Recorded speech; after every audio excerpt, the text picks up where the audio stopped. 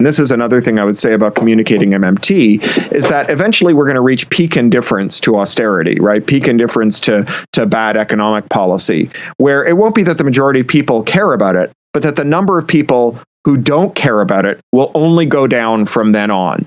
And when that moment comes, you will have a really important pivot to make, because you will go from trying to address denialism overnight to trying to address nihilism, right? That the corollary of thinking that it's not a problem is thinking that it's too late to solve it, right? It's now that I finally care about rhino populations, there's only one left. We might as well find out what he tastes like.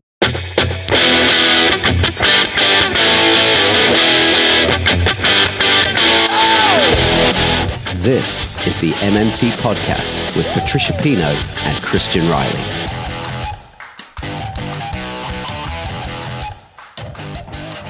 Hi, I'm Christian Riley and welcome to the Modern Monetary Theory Podcast. You can find us on Twitter at MMT Podcast, and you can support the show by going to patreon.com/MMT Podcast. For as little as $1 a month, you get early access to our episodes and access to patron-only episodes where we answer your specific questions. A big thank you to all our supporters so far. You just heard my guest this week, author and activist Cory Doctorow, talking about what we could possibly call an emergency in the world of ideas. What's the emergency? How to communicate the urgency and importance of understanding how modern money systems work and how they affect real life on the ground, and how to use that knowledge to make change and transform our economies into ones that support life and the environment before it's too late. As co-editor and writer for the influential blog Boing Boing, it's been great to see Cory writing favorably about MMT recently. And I'm also of the opinion that stories are a great way, and in some cases maybe the only way, to unlock the doors to change.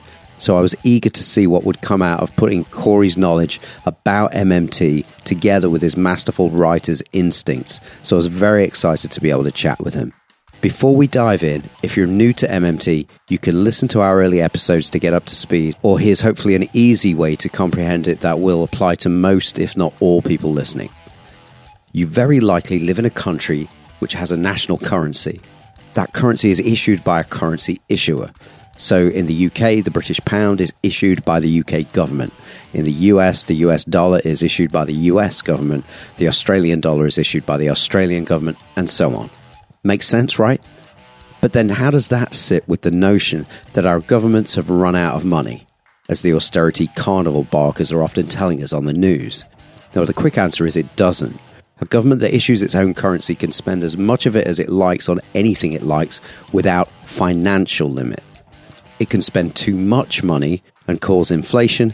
It can spend too little and cause unemployment, but it can't run out of its own currency.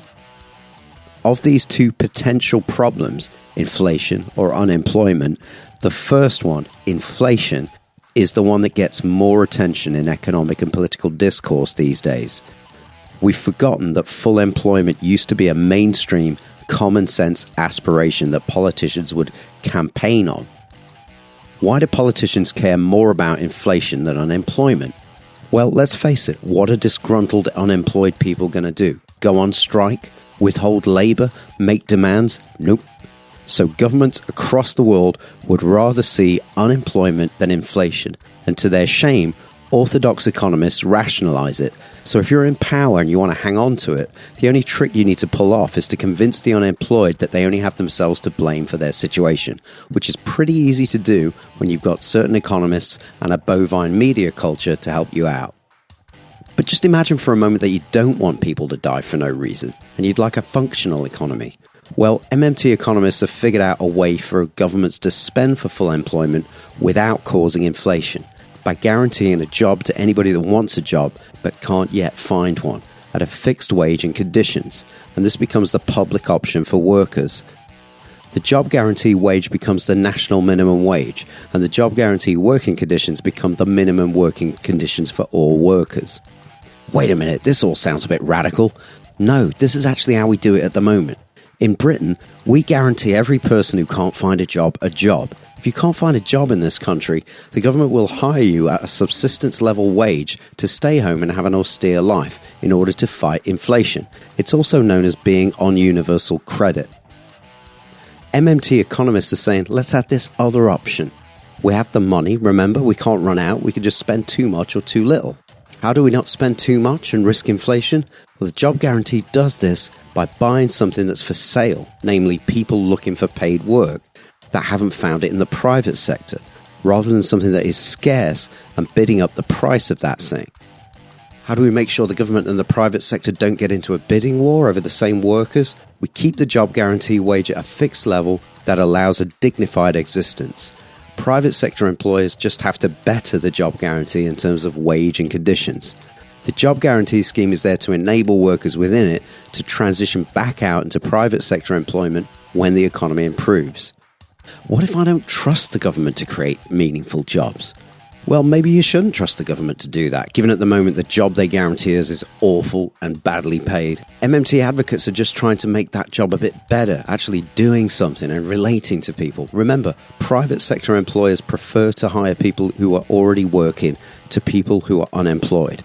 So whatever the job guaranteed job is, it will be meaningful in the sense that it's creating a worker that the private sector would rather hire. Don't worry, if you're ideologically opposed to the job guarantee, you can have your old job back, having an austere life and fighting inflation. Nobody's taking that away. The job guarantee is aimed at ending involuntary unemployment. You can be voluntarily unemployed if you like. The job guarantee is also federally funded but locally administered to make it responsive to local needs. Now, what if I don't want the people who are unemployed and underemployed in my community to have the option of a better life, doing something for a livable wage and gaining bargaining power? Well, that would mean you and I are from a different place in the ideological spectrum. And if you are, please consider that someone's spending is someone else's income. So maybe imagine what the increased spending power of the job guarantee workers could do for your community, your business, and how many resources will be freed up now that we're not having to talk quite so many people down from window ledges. Yes, despair is a great way to get people to accept low pay, bad conditions, and cheap self-medication from the supermarket booze aisle, but it can get messy.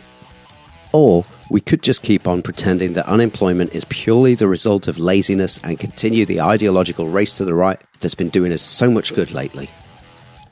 For those of you who want to understand and improve the situation, this is the podcast for you. Episode 20 with MMT founder Warren Mosler is a great introduction into understanding where money comes from and how and why it's issued. I think if we want to make change, if we want to make our economies functional, we need to understand the money system as it is and how we can improve it.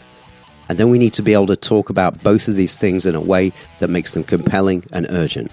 And I think one way to do that is to tell better stories. So here's Cory Doctorow. Hi, Cory Doctorow. Welcome to the MMT podcast. How are you? It's a distinct pleasure to be on. I am extremely well. Thank you. Great. Now, for those who don't know who you are, the fools, there isn't a quick way to describe you that doesn't shortchange you. You've been a science fiction writer since you were very young. You sold your first writing at the age of 17. And you've done many other things as well. So could you give us a quick account? Is it even possible quickly? Sure, why not? I mean, gosh, you're very kind. I'm as you say, a science fiction writer. I was born and raised in Canada. I lived in London for 13 years, and I'm now a British citizen as well. My wife and daughter are British, and I'm a visiting professor of computer science at the Open University and a visiting professor of practice of library science at the University of North Carolina and a research affiliate at the MIT Media Lab.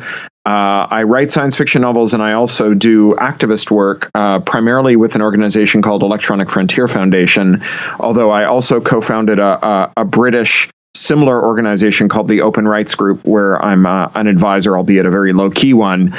And I keep my fingers in a lot of pies. I guess the other thing I'm most well known for is I'm one of the owners and editors of a long-running website called Boing Boing, where we write about technology and culture and things that take our interest. We were one of the first blogs, and we remain in business with several million readers. And it's a great way to sort of organize from day to day all the bits of news that cross my transom, and especially to try and make sense of big, complicated subjects, including things like MMT, where I've been writing about it for, I guess, a couple of years now on Boing Boing. Yeah, I mean, it was such a rush to be reading one of your MMT pieces and thinking, oh, it's great, this really prominent guy really gets it. And then I was seeing at the end, you'd recommended our Warren Mosler episodes, 20 and 21, by the way, if anyone's listening, for an intro. So that was, a real rush for me, actually. So thanks for that.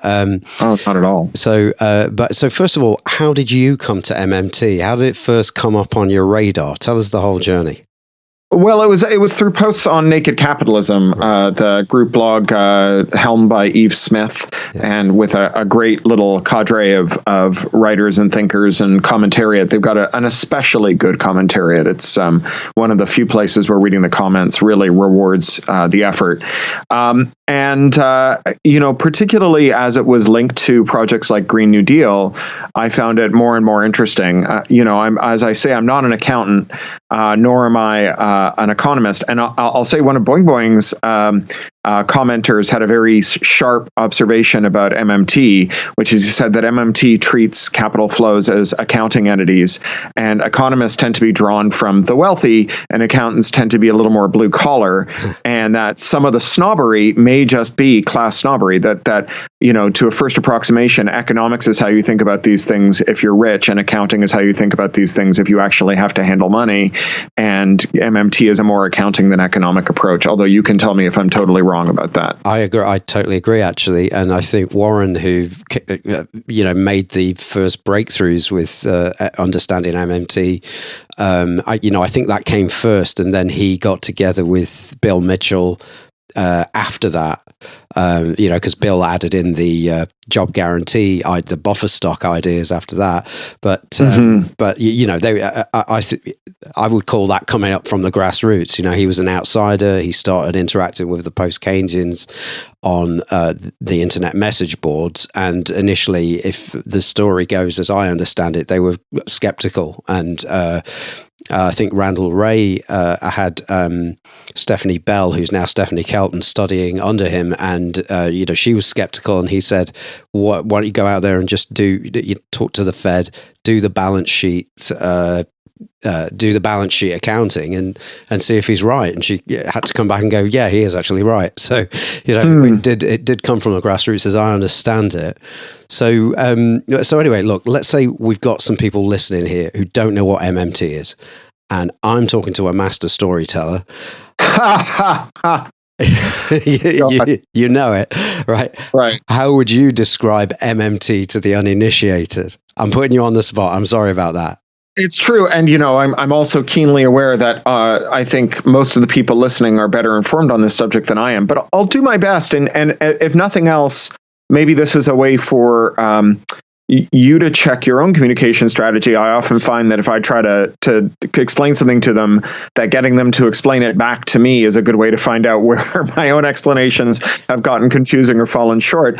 And so, I think that at its core, MMT says that under modern conditions where most money is untethered from any kind of real world asset reserve, that countries that issue their own currency and whose debt is denominated in that currency do not incur inflation merely by buying goods and services from the private sector, but rather that inflation only kicks in when the private sector and the public sector are bidding against each other, because the public sector is procuring things that the private sector has a use for. And that the implication of this is that if there is any idle resource, and that could be a material resource, but more importantly, labor, if there are people who need work doing or who need work themselves, then the government can just pay some of those idle workers to do the work, and they won't be competing with the private sector, and there won't be inflationary pressure. And then there's a bunch of stuff about where money comes from and so on, that money comes into existence when the government spends it, that it taxes it out of existence, that government programs aren't paid for through taxation, and so on.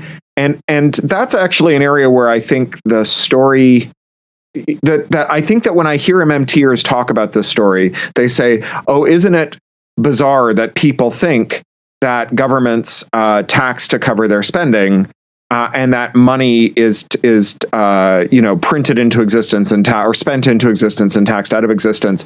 And I think that it's not an unreasonable assumption, not only because it's the orthodoxy, but because when we say, "Oh, well, governments spend money into existence and tax money back out of existence," what we mean is that sovereign currency issuers whose debt is denominated in their own currency are the ones who are spending money into existence and taxing it out. And that's not true of many other kinds of governments, including municipal governments, and also governments that have been either de facto or de jure are reliant on other countries for their taxes, for their currency, whether that's like the Eurozone or just, Caribbean islands where the currency is so weak and so unstable that dollars are the de facto currency and so on. And obviously it's not true of those entities. And so I if I were going to try to explain this story, the place that I rarely hear MMTers go is to start by saying, look, we're talking today about a very specific kind of government.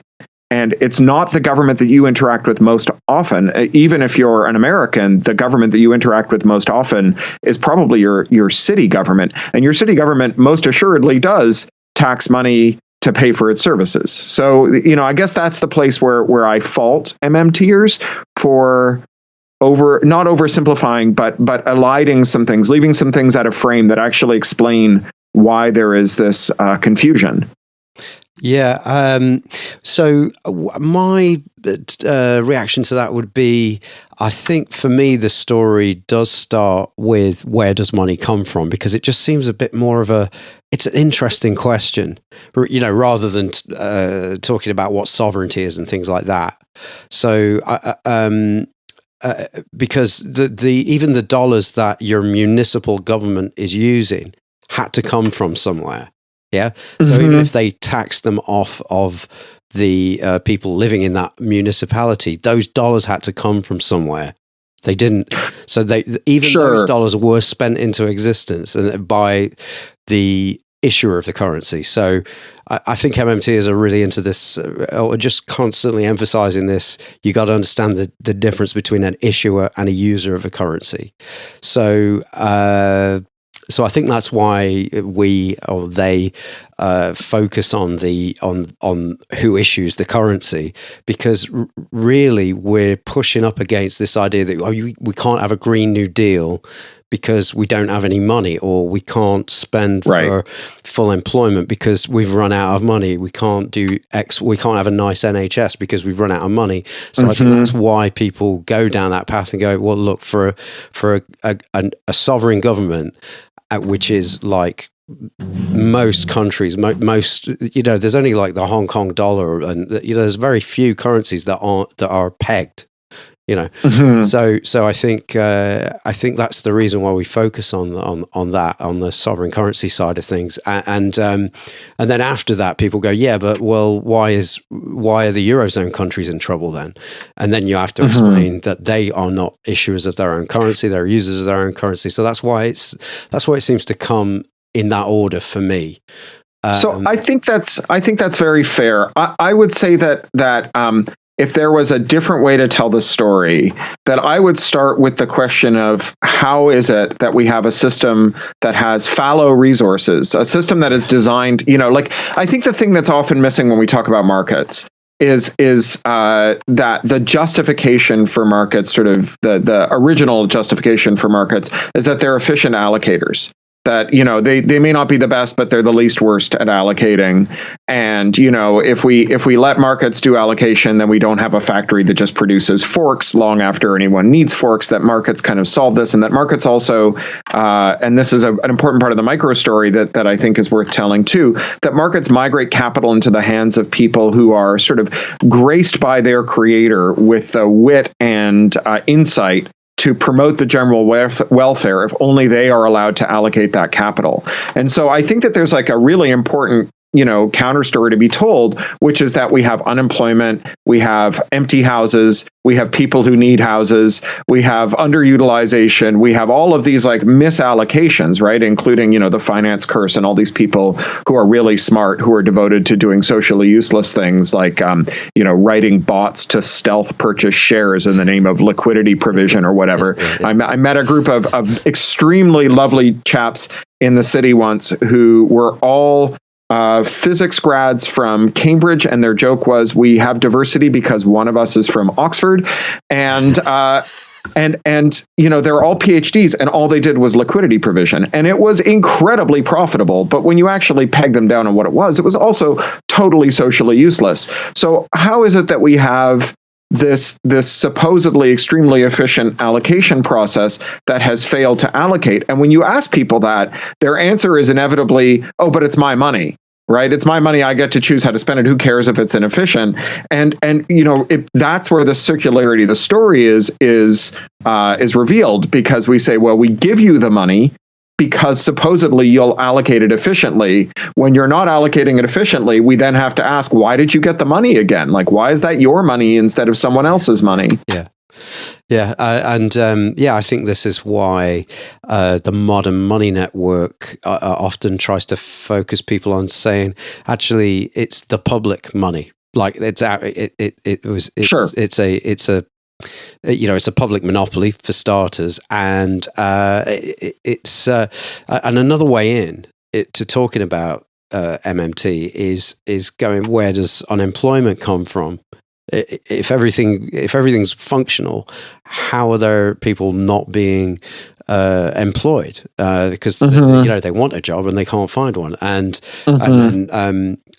that those episodes that you recommended, that's kind of what Warren Mosler says, is what the government, as soon as they laid on a tax, as soon as they said you owe us so many dollars, if we bring this story back to like before there were dollars, the first dollar spent into existence could have only been spent into existence because people needed it. So you lay on a tax bill on the whole nation, and the whole nation becomes unemployed. Now, I know Steve Keen doesn't like that framing of the government creates unemployment by laying on taxes, because it kind of sounds like you're being, a libertarian or something like that. But that is really, if you want a government to be able to do big things, which we kind of do now with the climate and everything, if you want it, then you're going to have to have this thing called money. You're going to have this coercive system, and the way you give it its validity is by making sure that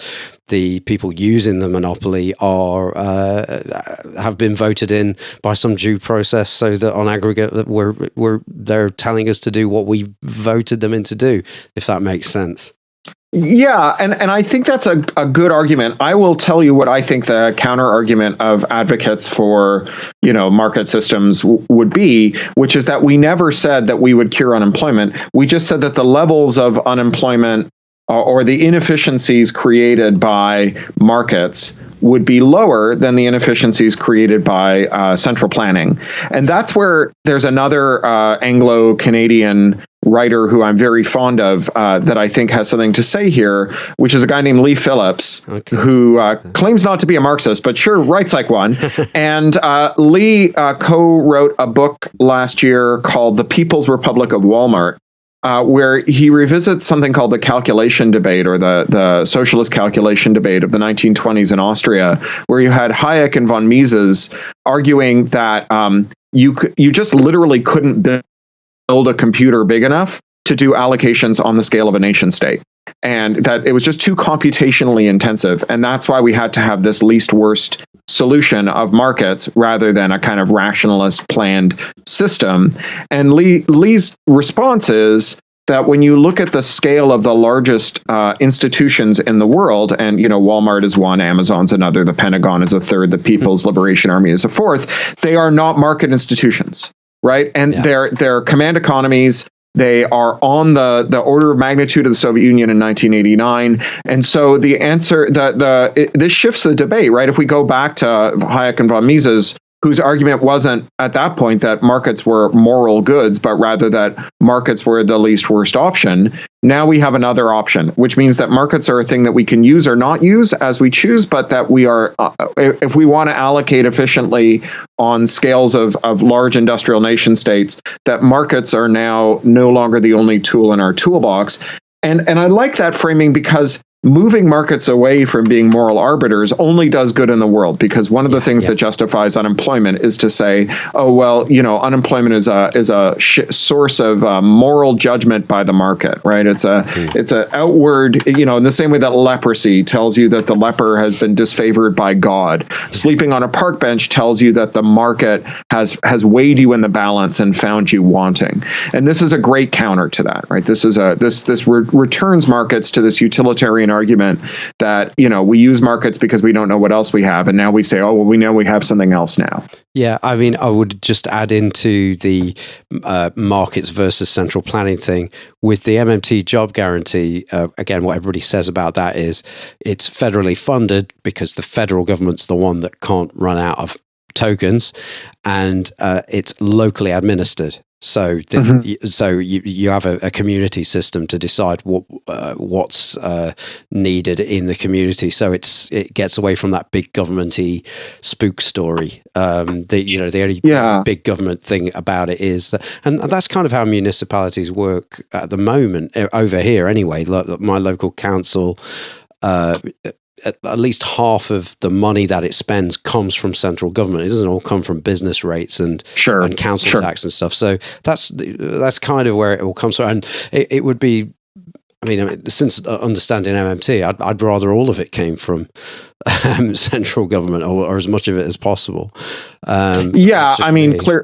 Clearly, local taxes are prone to local problems. While local self-determination is often a lovely thing, I also think that the realpolitik of this is that local governments are also the province of the most small-minded NIMBYism and the host of problems that arise from it. I lived in Hackney for 13 years.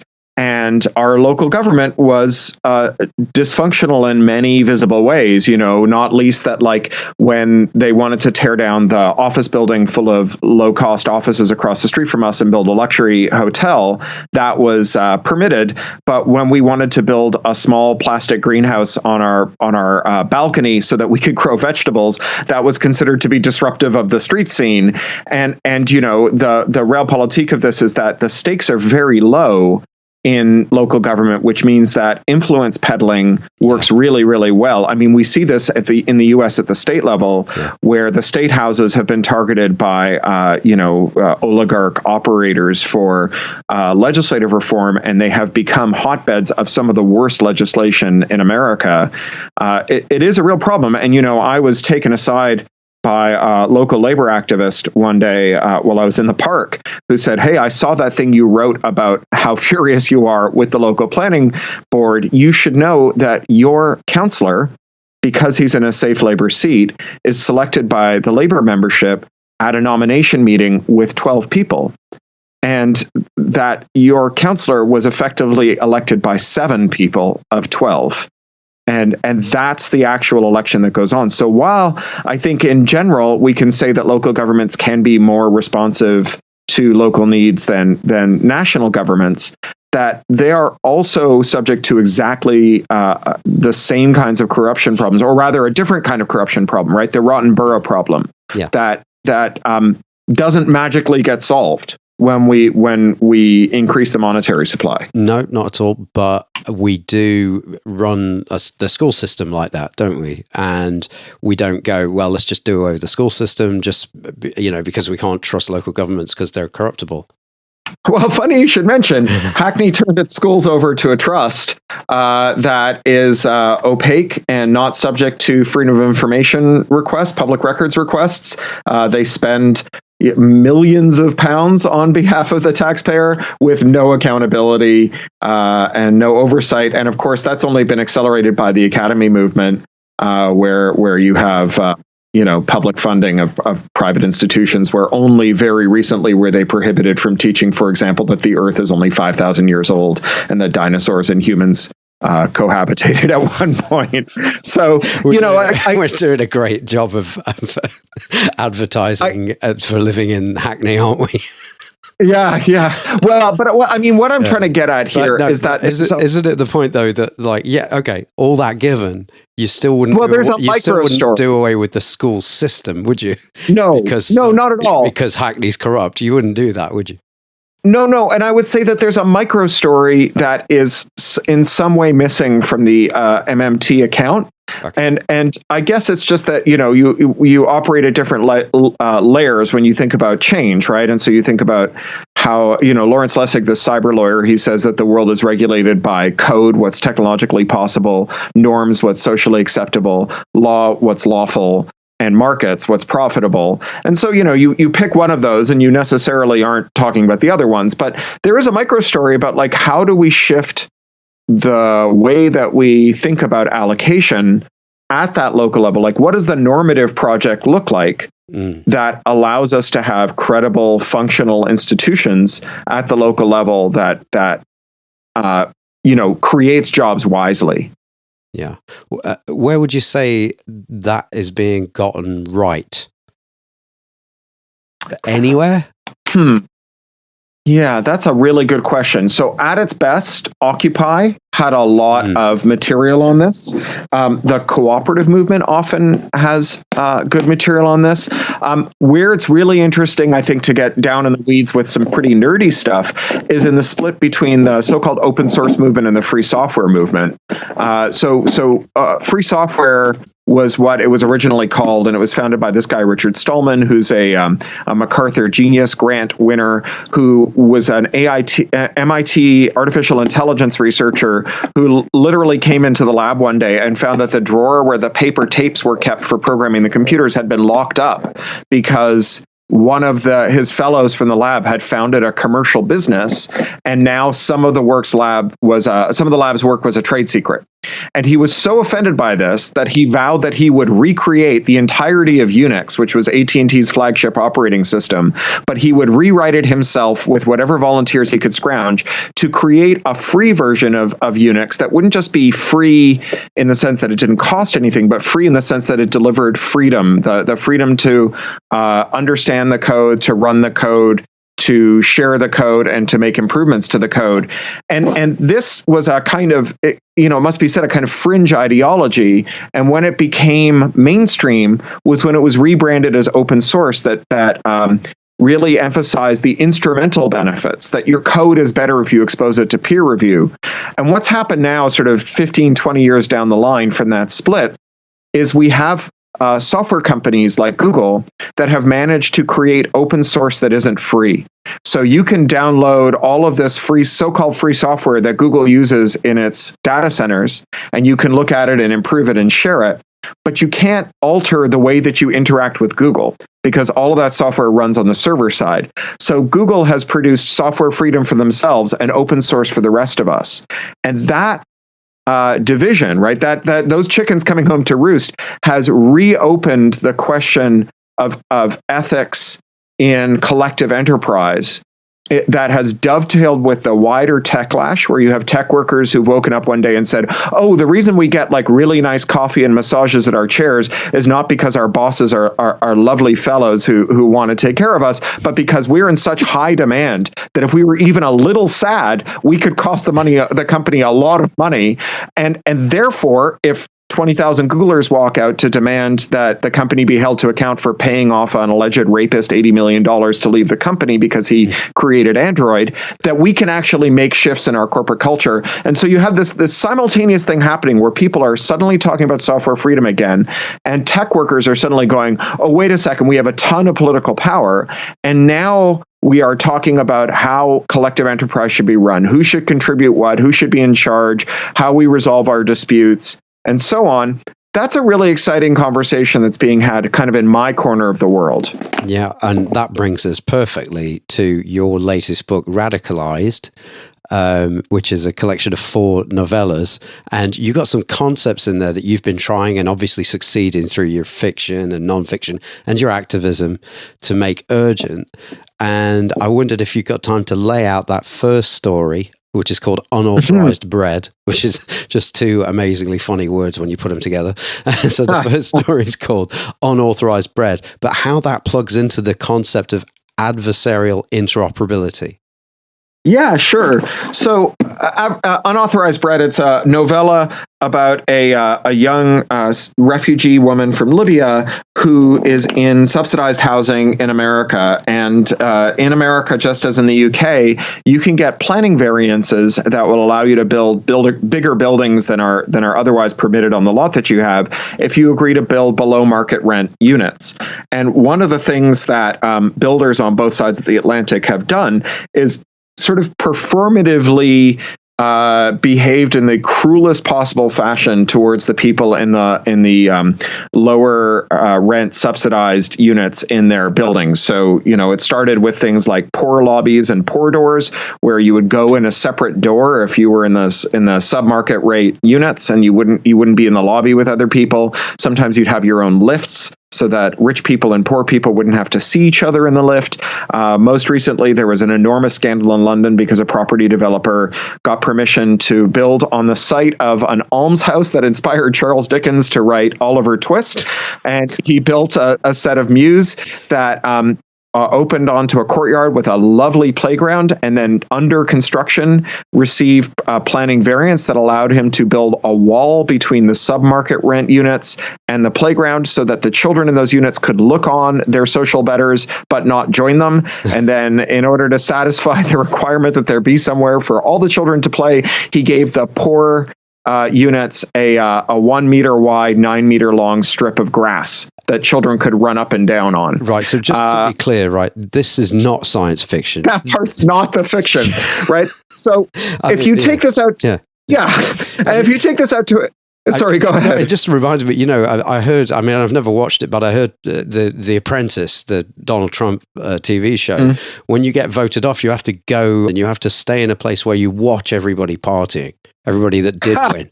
I'm pretty sure that's it, so it's not even like, over here, it's like Alan Sugar wags his finger and goes, "You're fired," and then they're off. But there's this other layer where no, it's not enough for you to lose. You've got to feel that you're a loser all the time. There has to be some performative cruelty in the mix. Well, but not just performative cruelty, because as everyone knows, being poor is much more expensive than being rich, right? If you're poor, you pay higher interest rates on loans that are on worse terms and have ballooning payments later on and so on.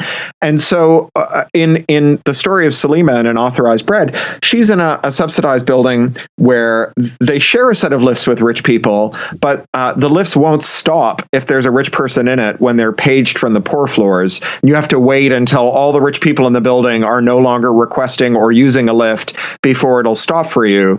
And then when you get into your flat, finally, having gone up 45 flights of stairs because you didn't want to wait for the lift for half an hour, you find that every appliance in your flat is designed to extract as much revenue from you by only allowing you to use manufacturer-approved consumables. So a bit like your printer that only takes official authorized ink, your dishwasher will only wash authorized dishes, and your washing machine will only launder authorized clothes, and your toaster only toasts authorized bread, and all of this costs much more than the traditional stuff. And it has this great circular market logic argument, which is, well, if we get more money from our subsidy tenants, we could build more subsidy housing that will allow us to have more subsidy tenants. And isn't it wonderful? It's a virtuous cycle. It's social enterprise. And, the kinds of firms that run this kind of business are also the kinds of firms that love to play a lot of games with debt. And so periodically they are cycled through pro forma bankruptcies that allow them to shed debt and kind of screw the punters who are dumb enough to invest in them and allow them management and the first in to walk away with lots of money. And so one day all the appliances stop working because all the servers have been shut down because all the companies are in receivership. And that actually turns out to be a blessing in disguise for Salima and her neighbors, because it's the excuse that they need to start jailbreaking their appliances. And when they do, they realize that the important thing about technology is not what it does, but who it does it for and who it does it to. That the difference between utopia and dystopia in technology is not what features the technology has, but whose finger is on the button. And once they're controlling their own appliances, they enter an era of sort of unparalleled golden glory with their technology, which very quickly turns to terror when they recognize that the appliances that they have are going to be coming online again soon as these companies restructure through their bankruptcies, and their built-in telemetry is going to grass them up to the firm, which is going to call in the police, because under U.S. law since 1998, it's been a Class A felony punishable by a $500,000 fine and a 5-year prison sentence to modify a copyright law under something called the Digital Millennium Copyright Act that came to UK and Europe through Article 6 of the European Copyright Directive of 2001. And so they are literally in fear of their lives, right? If they don't put all the appliances back, which, many of the people involved don't want to do under any circumstance, then they'll all be caught. And since committing a felony jeopardizes your refugee status, they all face deportation back to countries where they have fled in fear of their lives. But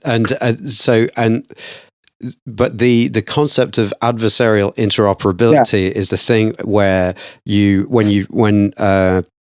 let's say, I think an example that you use is when Facebook wanted to sort of get in on MySpace's action, they invented a mechanism whereby it could get the messages from MySpace, so you wouldn't have to leave Facebook to read MySpace, to use MySpace, and that was a way to break MySpace's then monopoly on a social network, right?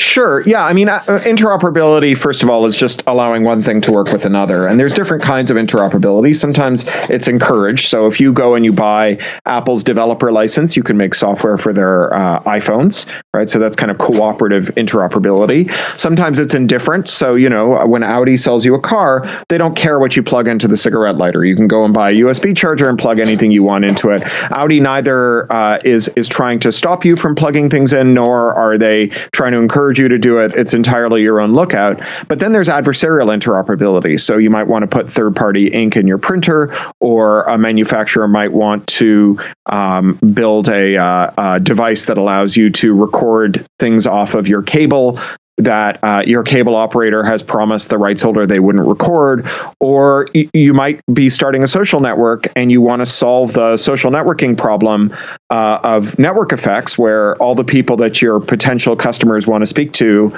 are already using a rival's service. And so in that case, you can just make a little bot.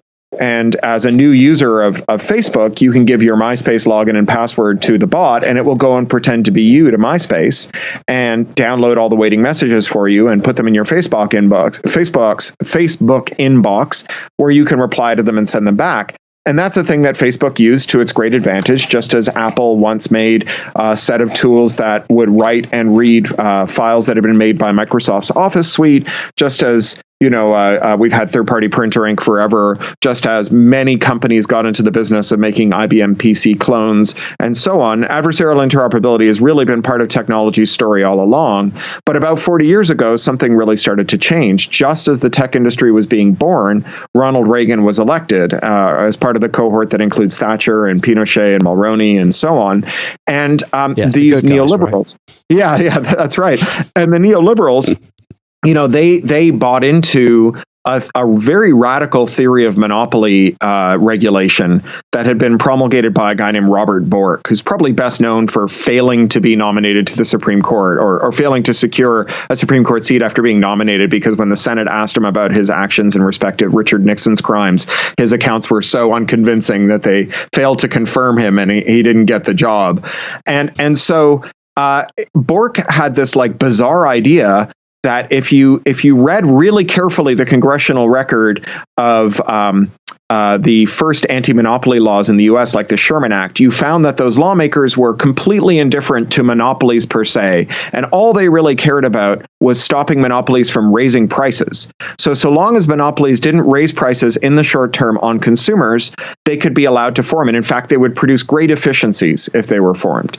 And so 40 years later, you have these companies that have gotten really big and really concentrated by doing things that were never permitted before Bork, buying all of their competitors, merging with their major competitors, being on multiple sides of the same transaction. It used to be that banks couldn't own businesses that competed with the businesses that they lent to, or railroads couldn't own freight companies that competed with the freight companies that bought space on their rails. But Google can own an ad company and a search engine, and Amazon can make products that compete with the sellers on its platform. And when you look at how big they've gotten, one of the consequences of that is they've become much more influential, and they can either directly pass laws or indirectly change the laws by hiring lawyers to forcefully argue certain legal interpretations of existing laws. And through this, they have managed to shut down adversarial interoperability, right? They've gone up the ladder and then they've kicked it away. Yeah. So, the software patents that would have gotten in the way of Apple making an interoperable version of Microsoft's Office suite, or the copyright rules that would have stopped people from making IBM PC clones, or the tortious interference theories or terms of service that would have stopped Facebook from competing with MySpace, those have all become a kind of thicket that has been erected around today's winners that prevent anyone from doing to them what they did to their predecessors. Yeah, okay. So you can lay it out like that and say, here's where we went wrong. Reagan, tell us all about the legislation and everything like that. But what you've done with this story, and you also it was a short piece, Soul and Despotic Dominion, is go, just imagine if your dishwasher could only wash authorized dishes.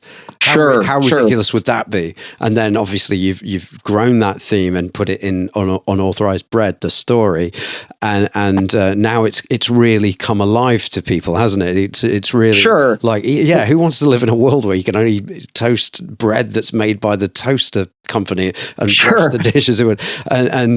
So it seems to me you've taken this quite an esoteric thing that's hard to enfranchise everybody to get excited about, because there's a lot of dry language in there, and you've made it come alive to people. So it's funny because this started as a column in The Guardian when I used to write for them, where I called "If iPhones Were Dishwashers."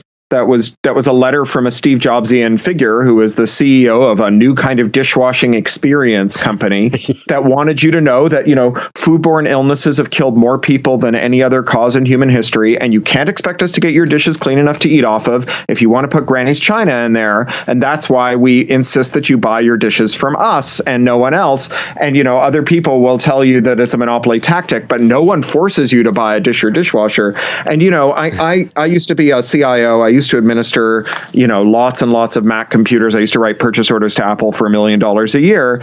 And I know as well as anyone else that Apple users think of themselves as an oppressed ethnic minority. And I was hoping to break through, right, and get people to see that, if you can't open it, you don't own it, that property is that which, as Blackstone said, that man enjoys sole and despotic dominion over to the exclusion of every other person in the universe. And that if you can only install software that the vendor has approved, that it doesn't matter how wise you think that vendor is, right? If that vendor is wise, then you can just follow their recommendations. The only reason to turn a recommendation into a requirement is if you understand that some of your customers don't trust you to always be a wise guardian of their decisions. And it completely failed. But one of the things that happens is if you have a problem, and if the problem isn't dealt with, then over time, the problem becomes more manifest and people come to where you are. And this is another thing I would say about communicating MMT, is that eventually we're going to reach peak indifference to austerity, right? Peak indifference to bad economic policy, where it won't be that the majority of people care about it, but that the number of people who don't care about it will only go down from then on. And when that moment comes, you will have a really important pivot to make, because you will go from trying to address denialism overnight to trying to address nihilism, right? That the corollary of thinking that it's not a problem is thinking that it's too late to solve it, right? It's now that I finally care about rhino populations, there's only one left. We might as well find out what he tastes like, right? And so that's a really hard job, right? Because a lot of what you're trying to do when you're trying to convince people that there is a problem is convince them that it's urgent and an existential threat. And then you have to convince them that the existential threat can be addressed. Yeah. And it's a very hard line to cross. I think that's where, that's the importance of the MMT job guarantee, I think. Sorry to bring it back to something like that, but we're going, look, there is a way out of this. There is a way out of the pathologies that are created by this thing that we deliberately do when we have a money system called unemployment. We can guarantee everybody a job. We know we can afford it because we just explained where money comes from. And the other powerful thing is to say, well, and it's how we already actually do it anyway. You already got a job guarantee. It's just staying at home and having a miserable life and fighting inflation. Well, we're just saying, let's make that job a bit nicer and pay a bit more. So I think that's a very compelling piece. Yeah. And there's an interesting thing that's happened in our public discourse, to go back to science fiction, which is that a couple of years ago, a lot of people, including me, were talking about abundance, right? We were saying, well, we're going to have automation. We're going to have fully automated luxury communism. And, the robots will do all the hard work, and the people can do, sort of what Marx talked about, where they start to make art and spend time with their families and so on. And as the climate emergency has become more manifest and vivid, talk about peak indifference, there's now this new sense that actually we're nowhere near abundance, that we have full, meaningful employment for everyone alive today and all of our children and grandchildren and probably great-grandchildren, just remediating and defending against the chaos that will be created by our inaction on climate. Yeah. So I keep saying, well, if they invent a robot that solves that problem, because that was another thing, our job, my interview with John Harvey, he's saying if you've got a social problem, there's a job on the other end of that. You don't get to say there's nothing to do in a world like ours when there's all these social problems and it's burning to the ground. And it's funny. There's no, the robots. If the robots are doing everything, they're doing a pretty shitty job. Really. Yeah.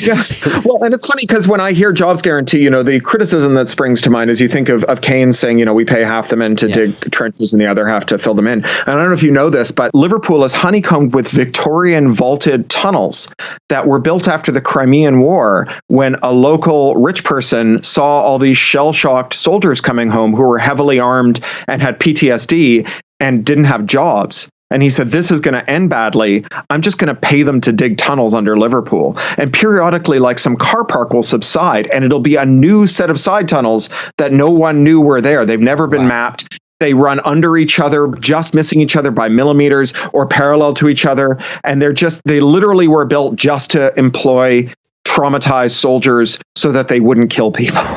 It's bizarre. So what we're living through now is the kind of long time scale version of this, where our ancestors dug these giant holes to get the coal out of the ground, and now we are going to fill the holes in by engaging in the extremely labor intensive business of trying to get all that carbon that was once under the ground, capture it and stick it back in again.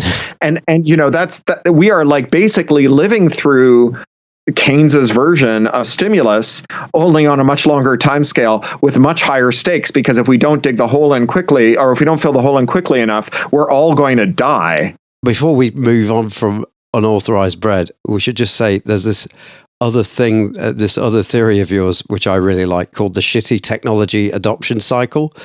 Can you tell the listeners about that? Yeah, sure. Well, look, if you've got a terrible idea, and it's not just a terrible technological idea, but technology is where you see it most visibly. You need to, on the one hand, refine it, and then on the other hand, you need to normalize it before you can deploy it on everyone. And so, if you've got a terrible technology idea, the way that you do that is you trial it on people who don't get to complain: kids, poor people, welfare recipients, refugees, mental patients, prisoners, parolees, and so on. And then, once they've kind of knocked the rough edges off and once we've had it normalized, then you can do it to everybody. You can work your way up the curve, blue collar workers, middle managers, white collar workers. Eventually, even the 1% are living under it. So, a really vivid example might be closed circuit cameras.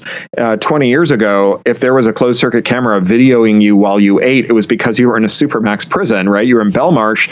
Now, it's because you were unwise enough to buy a home automation system from Amazon or Apple, right? It's like we have gone in a single lifespan from supermax prison to luxury flats in Islington having the same technology. And that's how the curve works. And you see it in lots of other things. You see it in pension structures, to use a non-technological example, from the defined benefits pension to insisting that everyone who doesn't want to starve to death when they're old pump, pound coins into the market slot machine and hope that they get a jackpot by the time they're ready to retire. All of that stuff started with poor people and worked its way up to the rest of us. So I guess the price of freedom is eternal vigilance. So, and another one of your themes is seize the means of computation. Now, it's going to be vast. Is that the solution to what we're talking about here with, breaking monopolies and breaking through with our more winning paradigms? Can you unpack that for us? Sure. I mean, I think it's very important to distinguish between solutions and necessary preconditions, right? Like, we're not going to solve all of our problems by having free and open computers, but if we don't have free and open computers, it will be very hard to solve any problems, because when the computers that pervade your life, right, when the, sensing, actuating network nervous system that's all around you and holds the power of life and death over you is not legible, is not auditable, and is not improvable by third parties, then you are at the mercy of benevolent dictators who, even if they are benevolent today, you have no guarantee that they'll be benevolent forever, nor that their wisdom will hold forever. And they are, because they're dictators, not disciplined by the fear that someone else will come along and take away their leadership role. And so they are prone to all of the foibles of humanity, self-deception and motivated reasoning and so on. And so when I say seize the means of computation, I mean that on the one hand, everybody who would benefit from learning something about how computers work and how to reconfigure them, which is a term I prefer to reprogram them, because it encompasses the full stack of activities, starting from writing your own firmware or, drivers for low-level components on your motherboard, all the way up to knowing how to alter the preferences on your system. And, the means by which we teach people to do that is, on the one hand, by making the computers as simple to understand as possible, and on the other hand, by clearing the barriers to people who wish to help their neighbors and the people they love and the people they care about to improve their circumstances. That as the disability movement has it, nothing about us without us. Any technology that affects your life, you should have the possibility of having a look into every phase of its development, from the design to the deployment to the ongoing maintenance of it, because you possess something that no one else designing that technology possesses, which is the intimate knowledge of how you live your life and what will benefit you, that no one else can ever fully understand. And so this idea of technological self-determination, it's not the idea that you gnaw your own computer from a log and it is exactly yours, but rather that when you take it upon yourself to change how your computer works, or to ask someone else to change how your computer works, that we clear as many impediments as possible between your impetus to do that and realizing it. Got it. Right. So just to wrap up on unauthorized bread. So you've got these esoteric but vital to understand things. And you could just tell people, but they won't feel the urgency. And then you've written unauthorized bread, and of course the whole thing just comes alive. And so this is more like I'm asking your gut here what you think a way forward is. We've got the same challenge with MMT. For me, seeing MMT is like seeing whole nations of people making a huge error in perception every day of their lives, and it kills people because they're attached to a money story that's not true. So how can we how can we communicate MMT unauthorized bread style? I know I'm asking you to write a novella. Sure. But, so, if I were going to try and find the leverage point, like when I think about the leverage point, and I wrote about this a little in my last novel, Walk Away, I think about a critique that just says, if you have a thing that's useful, but the spreadsheets say that it's impossible to operate it, and yet you have the people who want to operate it, and you have people who want the things that would arise from it. When there's a factory that's shuttered, and you have workers willing to work, and you have people who want the thing the factory was making, but the spreadsheets can't figure out how to make it all work, then you have become imprisoned by an administrative tool. Right. And we know what that's like. Right. My mom used to work for a local school board. She's a public school teacher, and she graduated from teaching to being a kind of mentor to new early childhood education teachers. And one of the things that she would do is you'd have teachers who would say, well, we don't have any pencils in our class. And she would say, well, I know where there's a closet full of pencils, but there's someone who has made up a rule that says you can't have any of those pencils. And I will go and explain to them in eye-watering detail why they're not allowed to say no to me. And I will take their pencils and give them to you. Right. So we all understand that there are times when administrative functions swallow the utility that they're supposed to be enabling. And, the accounting conveniences of treating federal budgets, national budgets, as though they were a balance sheet, like a household balance sheet, which is like, it is a convenient thing to do, right? I am willing to say that there are probably times when it's useful to know the ratio of the money you're taxing out and the money you're spending into the economy, not because if you don't tax enough, you can't spend, but because it informs your intuition about what's going to happen next macroeconomically, that convenience has swallowed our utility. And then I would write a story about a heroic person, like Terry Gilliam's Brazil, where you have the person who's going around fixing air conditioners without permission, right? And just say, at a certain point, you need to clear away the administrative systems because they have become self-perpetuating rather than enablers. It's fine for us to pretend that the universe is Newtonian, but not when we start saying, well, you can't build that chip and account for quantum interference, because we all know that quantum physics are a fairy tale and that everything is truly Newtonian. Like at a certain point, you have to discard the abstraction layer that you use to get a convenient handle on big complex phenomena and deal with things on the bare metal. And when you're dealing with things on the bare metal, you learn new things, and then you have to build new abstraction layers, because no one writes code in assembler if they don't have to, and no one should have to deal with money as merely as an accounting set of flows. It's useful to think of them in economic terms as well as in accounting terms. And so we just need to build new tools on that. And the way that we do that is by having these better stories.